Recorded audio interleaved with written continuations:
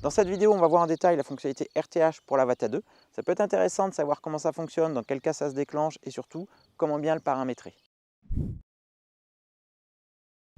Alors, la fonctionnalité RTH, Return to Home, c'est la fonctionnalité qui va permettre au drone de retourner de manière automatique via le positionnement satellite à sa position d'atterrissage ou de décollage en fait au point RTH enregistré. On verra un petit peu plus tard justement à quel moment il enregistre ce point et comment l'actualiser. Donc c'est une sécurité qui va permettre de ramener le drone dans différentes situations. Soit lorsque le drone arrive en batterie faible et il estime qu'il n'a plus assez de batterie pour effectuer son vol, c'est juste, il va sauvegarder donc l'énergie qui lui reste pour venir se poser. Donc ça c'est en cas de batterie faible. Soit le déclenchement manuel via la radiocommande ou le motion controller. Vous allez décider de ramener le drone via la touche dédiée. Et autre situation où le RTH va se déclencher tout seul, c'est s'il détecte une perte de liaison entre le masque ou la radiocommande et le drone.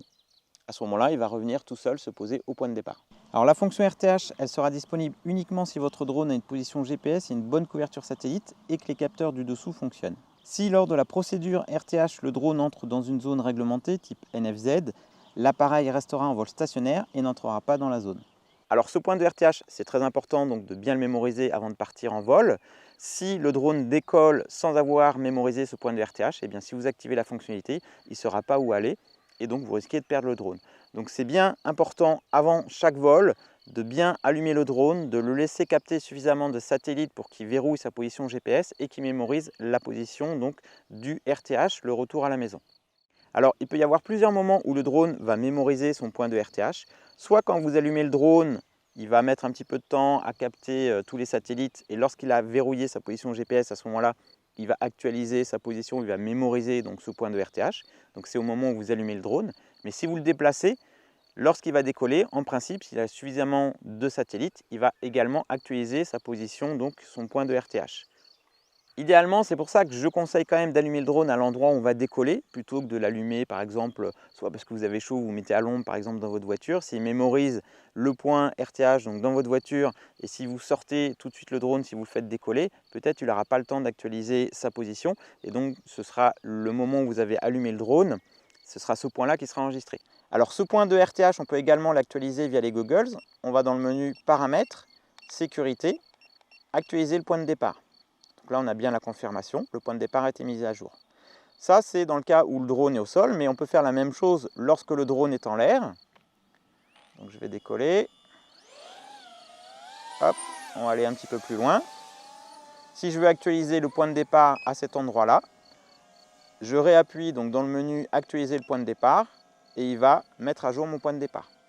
Donc on peut actualiser ce point, que ce soit au sol ou lorsque le drone est en l'air. Lorsque le drone est en l'air, c'est la position à laquelle il est, à l'instant T où on appuie, qui va être mémorisé. Alors contrairement à un drone stabilisé DJI, on ne peut pas mémoriser ou actualiser le point de départ à l'endroit où se situe la radiocommande. Ce sera uniquement la position du drone qui sera enregistrée. Donc si on actualise le point de départ, ce sera toujours à l'endroit où est positionné le drone. Ce point de départ, on va le voir dans le masque. Si on se déplace, on va voir apparaître le H en bas au niveau de l'écran. Donc c'est le point de RTH qui va être mémorisé et qui va en fonction de notre trajectoire et bien se déplacer pour vous indiquer à tout moment où se situe le point de retour. Donc là on peut voir que le point de RTH a bien été mémorisé à l'endroit où on l'a fait tout à l'heure, donc à l'endroit où était le drone. Donc si je déclenche à ce moment-là le RTH, il va venir se poser ici dans les herbes. Donc c'est pour ça que c'est important de bien gérer ce point de RTH avant le décollage pour être sûr que le drone revienne à l'endroit où vous souhaitez. Donc je vais l'actualiser ici maintenant à sa position donc au-dessus du landing pad.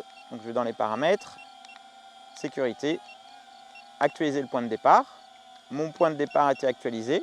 Donc là on peut voir que le point de RTH a été actualisé donc près du landing pad. Donc si je déclenche maintenant mon RTH, on va voir s'il va se poser près sur le landing pad ou s'il y a une petite marge d'erreur. On va voir la précision.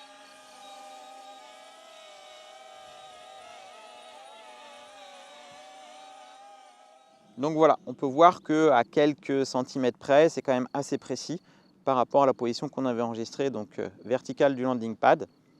Il se pose à proximité. Alors attention, lorsqu'il a enclenché son RTH et qu'il est sur la trajectoire retour, On ne peut pas piloter le drone, on peut incliner la caméra avec la molette, que ce soit la radiocommande ou le motion controller. Le motion controller, on va pouvoir lui faire des mouvements, mais je ne conseille pas de toucher à quoi que ce soit lorsqu'il est dans sa phase RTH.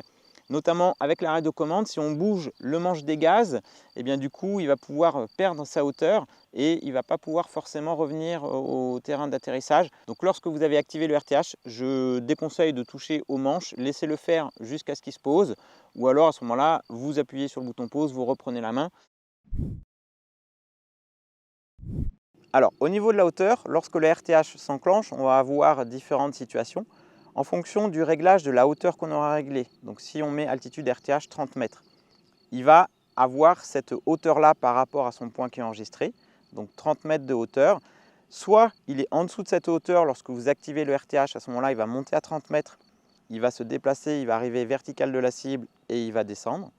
Soit vous êtes au-dessus de 30 mètres, vous voulez à 60 mètres par exemple, et bien à ce moment-là, il va garder sa hauteur de 60 mètres, il va venir vertical du point de RTH et ensuite il va descendre. Et bien sûr, on n'a pas de détection d'obstacles, donc attention sur le trajet RTH. S'il y a des obstacles, ce sera à vous de reprendre la main pour les éviter. Donc c'est important de régler cette hauteur de RTH par rapport aux obstacles qui sont autour de vous.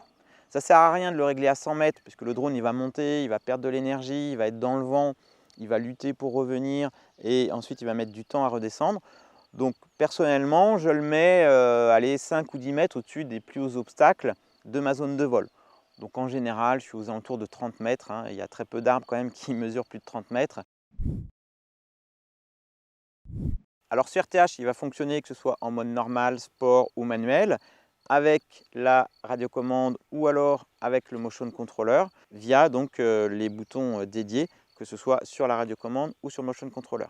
Sur la radiocommande, il va falloir maintenir appuyé le bouton pause. Et là, donc, il va passer en mode normal et ensuite, il va enclencher son RTH. C'est la même chose sur le motion controller. Il va falloir maintenir le bouton appuyé plusieurs secondes et là, il va également enclencher son RTH.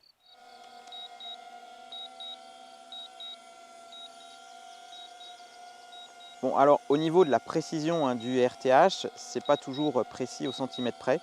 Parfois, il peut se poser sur le landing pad, mais en général, c'est quand même à un petit mètre, on va dire, autour du point de RTH enregistré. Ça reste quand même relativement fiable.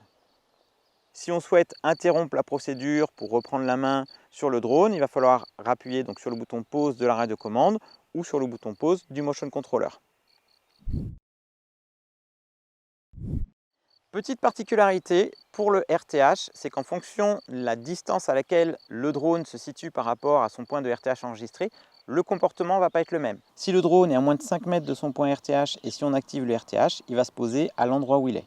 Donc attention si vous êtes à proximité de l'eau par exemple. On voit bien sur le masque que je suis donc en distance à 4,40 m de mon point de RTH. Là, si je l'active, il se pose automatiquement. S'il est entre 5 et 20 mètres de son point RTH, il ira vers le point RTH à la hauteur à laquelle il est.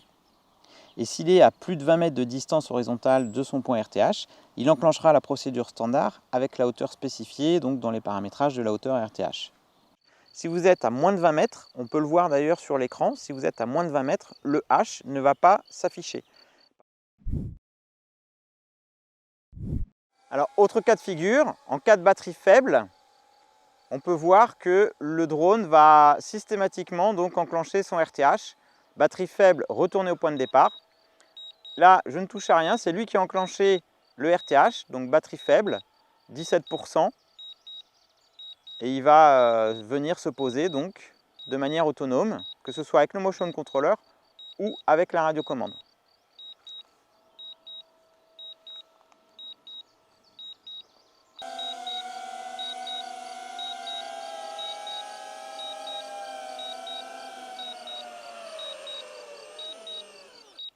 Donc bien sûr, plus vous allez voler loin de votre point de RTH et plus il va enclencher ce RTH automatique tôt.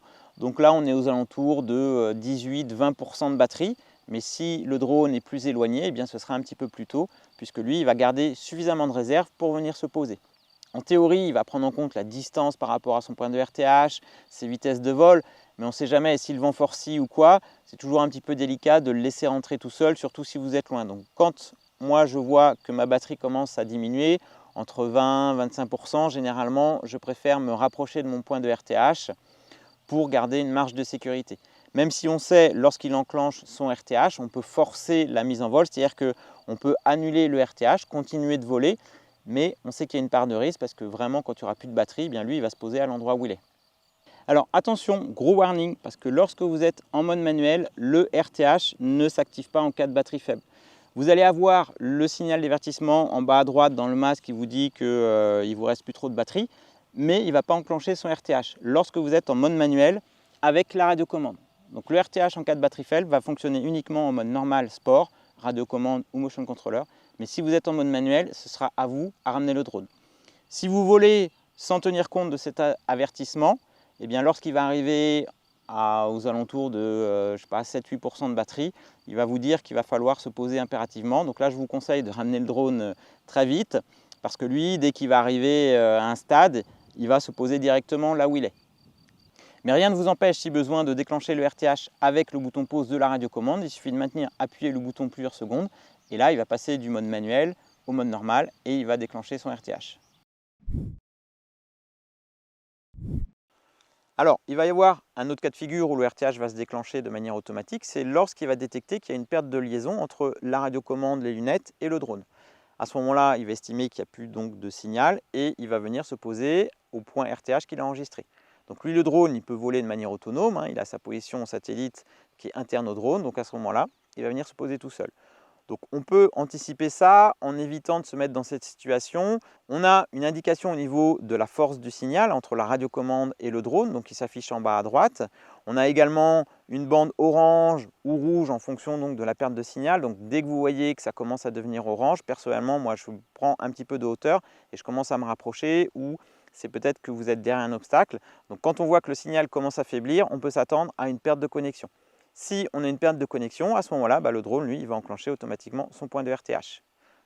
S'il retrouve la liaison en cours de route, on peut annuler le RTH donc en réappuyant sur le bouton pause par exemple.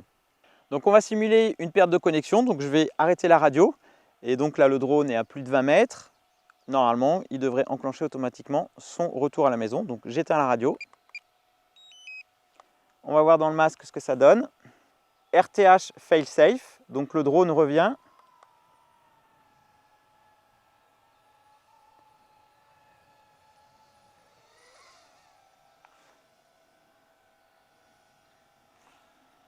Il va prendre sa hauteur.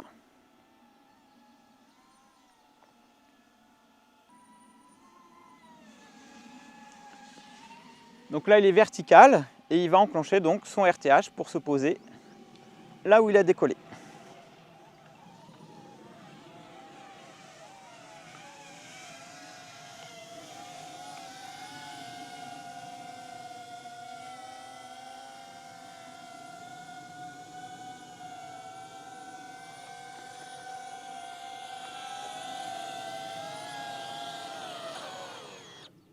Donc ma radio est toujours bien éteinte.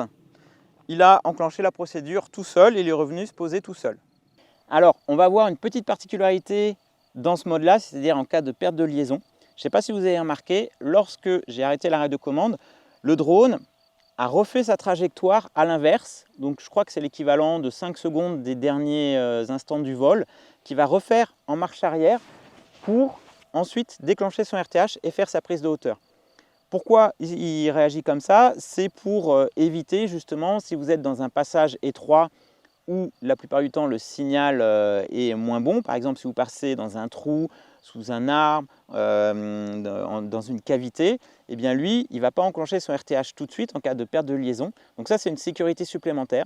C'est-à-dire que lorsque vous allez commencer à perdre le signal et lorsque vous perdez le signal, le drone il ne va pas enclencher son RTH tout de suite. Donc c'est bien précisé dans le manuel, il va effectuer donc le vol à l'inverse avant d'enclencher donc sa prise de hauteur s'il est en dessous par exemple. Donc c'est une sécurité supplémentaire. Lorsque le RTH s'enclenche suite à une perte de connexion, le drone va effectuer un petit retour arrière avant d'enclencher son RTH. On va faire la même chose avec le motion controller. Je coupe le motion controller. Je vérifie ce qui se passe dans le masque, donc RTH fail-safe.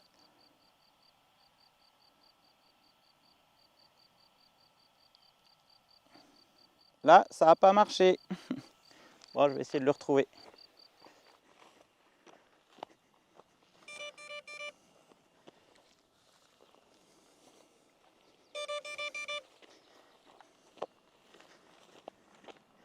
Bon, eh bien on peut voir que ça ne marche pas toujours. Là, avec le motion controller, il a essayé de faire son retour arrière en fait, mais je ne sais pas, trop près du sol. Je ne sais pas pourquoi il a fait ça. Bref, donc c'est pas fiable à 100%. Mais voilà, il faut le savoir, lorsque le RTH s'enclenche par une perte de connexion, une perte de liaison entre la radiocommande ou le masque, hein, c'est pareil, et bien du coup, lui, il va effectuer son vol à l'inverse avant de prendre sa hauteur. Donc ça peut être un avantage dans certaines situations, mais ça peut être aussi un inconvénient dans le cas présent. Bah, apparemment, je ne sais pas pourquoi, il était trop près du sol, et du coup, bah, ça n'a pas fonctionné. Alors, ce paramètre RTH, on peut choisir de l'activer ou le désactiver en fonction du vol que vous allez faire. Dans le menu sécurité, donc on va dans les goggles, paramètres de sécurité avancés tout en bas. On va pouvoir choisir l'action en cas de perte de signal de l'appareil. Donc si on veut que le drone retourne à son point de départ, donc on va activer cette fonctionnalité. Mais on peut choisir une autre option, soit le drone atterrit, c'est-à-dire que dès qu'il y a une perte de signal, donc soit les goggles ou la radiocommande, à ce moment-là, il va atterrir. Ou alors, on peut choisir le vol stationnaire, c'est-à-dire que s'il y a une perte de liaison, le drone, lui, va se mettre en statique et il va attendre. S'il récupère le signal, à ce moment-là, vous allez pouvoir repiloter le drone. S'il ne capte pas de signal, à ce moment-là, lorsqu'il arrivera en fin de batterie, il va se poser. Donc, ce cas de figure, il est intéressant à gérer, à mon avis, en fonction de l'environnement dans lequel vous êtes. Par exemple, si vous êtes en environnement en sous-bois, ou en intérieur, ou si vous allez passer dans des gaps, dans des trous, dans des espèces de tunnels, à mon avis, ça vaut le coup de le laisser par exemple en vol stationnaire. Quand je vole en sous-bois, je désactive le RTH pour éviter justement qu'il y ait une prise de hauteur et que le drone monte et que du coup il se prenne les arbres. Donc lorsque je vole en conditions fermées par le haut, on va dire, à ce moment-là, moi je le mets sur vol stationnaire. Comme ça, si je perds le signal, entre la radio et le drone ou entre le masque et le drone, à ce moment-là, il faudra se rapprocher du drone jusqu'à récupérer le signal et on pourra le repiloter. Le mode atterrir, je ne vois pas trop dans quel cas je l'utiliserai. Personnellement, voilà, je jongle plutôt entre retour RTH activé ou alors vol stationnaire. Mais en revanche, lorsque vous activez le vol stationnaire, il faudra bien penser au prochain vol, si vous voulez en espace dégagé, à réactiver le RTH, sinon il va rester sur le vol stationnaire. Donc voilà les trois possibilités donc dans les paramètres de sécurité avancés qu'on peut gérer en fonction donc de la perte de signal.